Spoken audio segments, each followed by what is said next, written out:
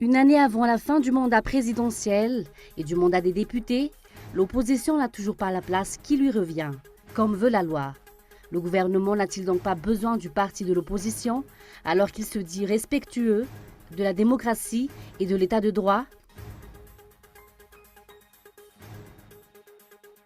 Selon les explications de l'Alliance Fouargas, à la veille de l'élection, les conditions requises pour lever la sanction imposée à l'État malgache en ce qui concerne l'exportation de bois de rose ne sont toujours pas remplies. 12 mois après son élection à la Maison-Blanche, le magnat de l'immobilier continue presque chaque jour de surprendre.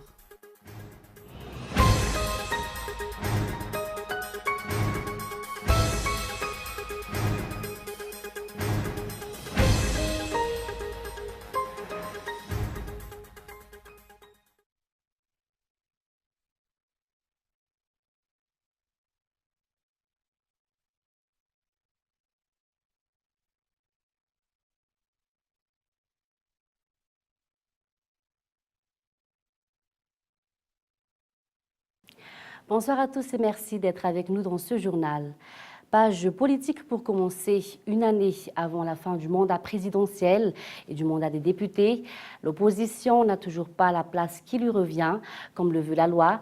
Le gouvernement n'a-t-il donc pas besoin du parti de l'opposition alors qu'il se dit respectueux de la démocratie et de l'état de droit?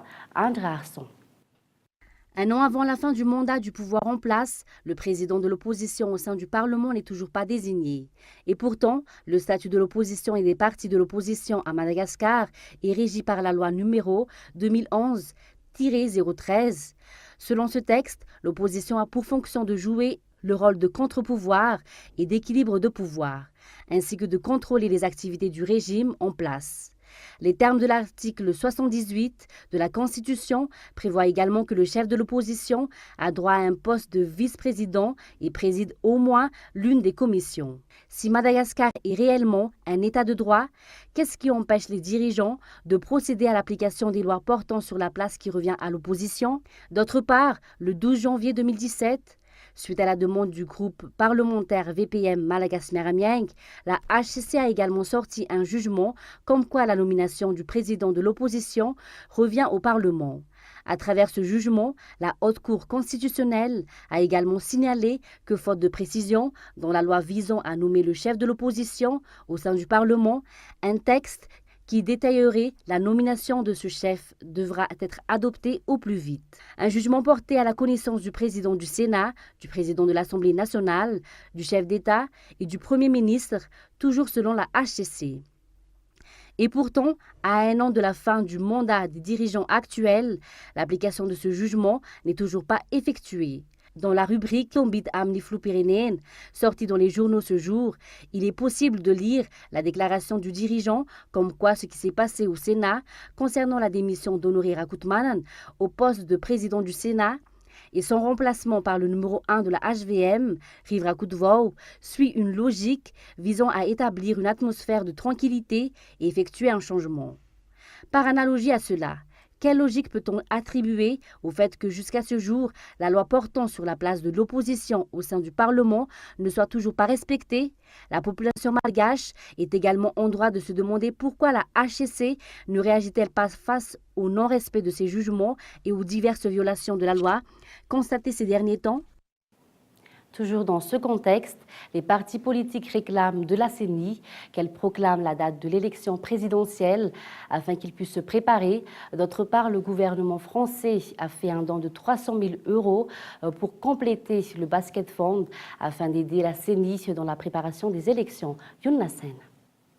Le code électoral n'a toujours pas été mis à l'ordre du jour de cette session parlementaire. Les différents partis politiques et les membres de la société civile réclament l'adoption d'un nouveau code électoral et la proclamation d'une date pour la prochaine élection. Nous attendons l'adoption du code électoral suivant le délai inscrit dans les normes internationales. Nous demandons également à ce que les responsables proclament la date de l'élection pour grader une atmosphère calme au sein du pays.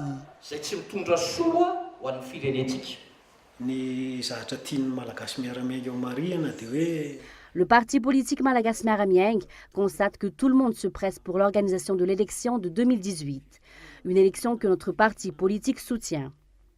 Et pourtant, actuellement, le code électoral n'est même pas encore inscrit dans l'ordre du jour des parlementaires jusqu'au 30 novembre.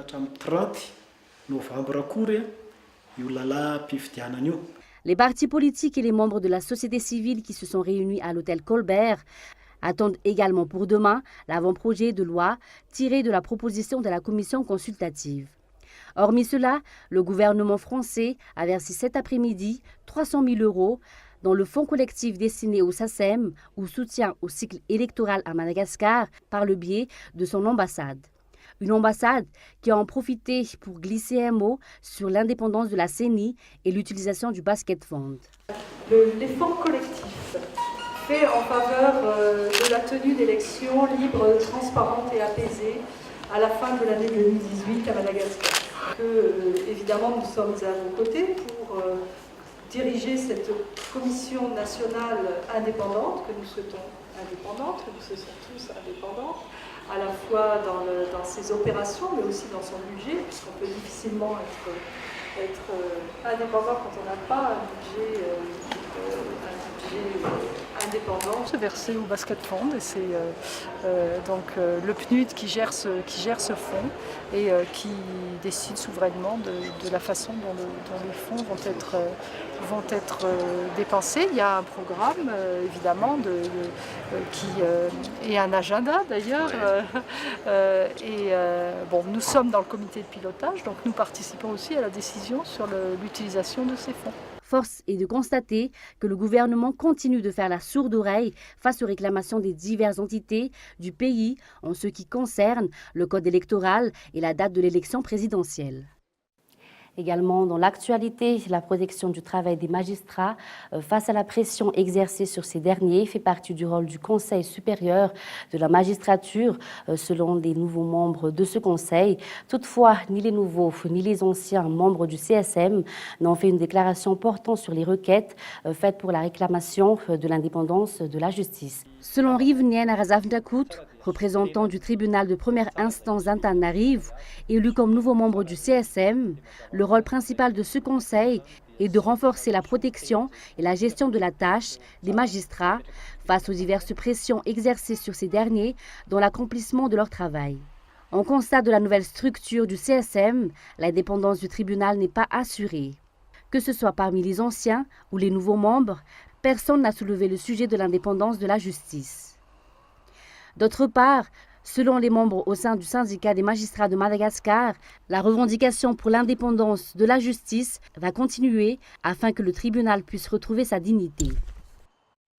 Et puis les intérêts de la nation et des électeurs doivent être la priorité du Parlement.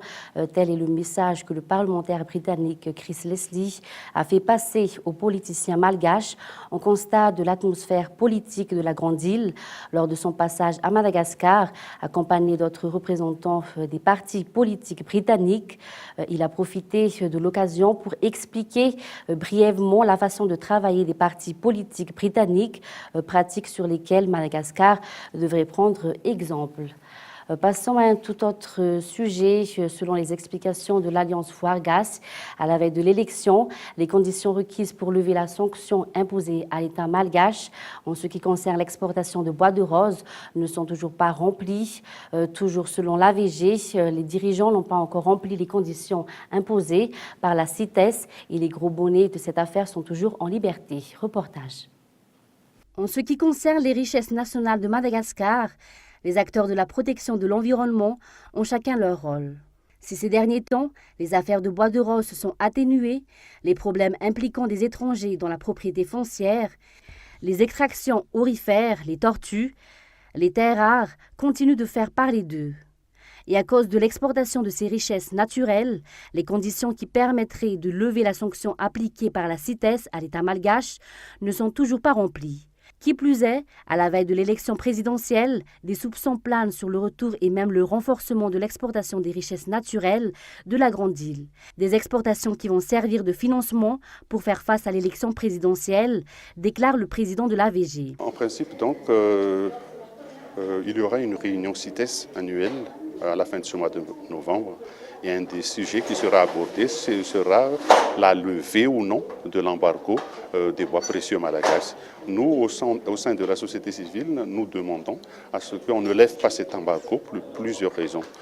Une des raisons, par exemple, c'est qu'on n'a pas encore eu vent de l'incarcération des barons de la mafia de Bois de Rose jusqu'à maintenant. Ce sont toujours les petits sous-fifres qui sont incarcérés jusqu'à maintenant. Deuxièmement, l'année 2018 sera une année charnière pour le pays parce que ce sera une année d'élection présidentielle.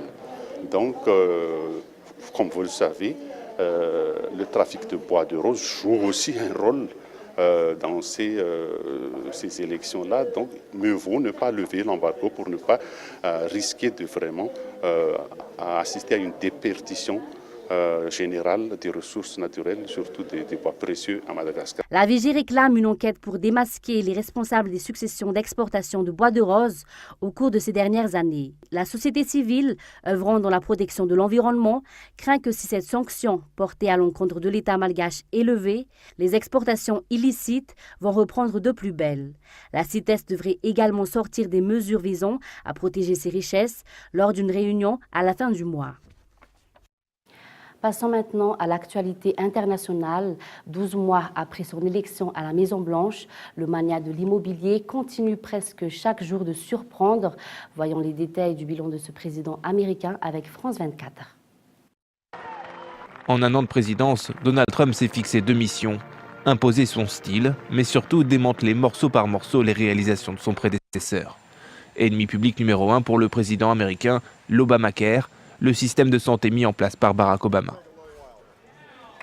L'Obamacare est un désastre. Comme je le dis depuis le début, il est temps de l'abroger et de le remplacer. Un objectif que Donald Trump n'arrive pas à tenir. Plusieurs sénateurs de son propre camp ont ainsi refusé de signer sa loi pour remplacer l'Obamacare, la jugeant non réalisable.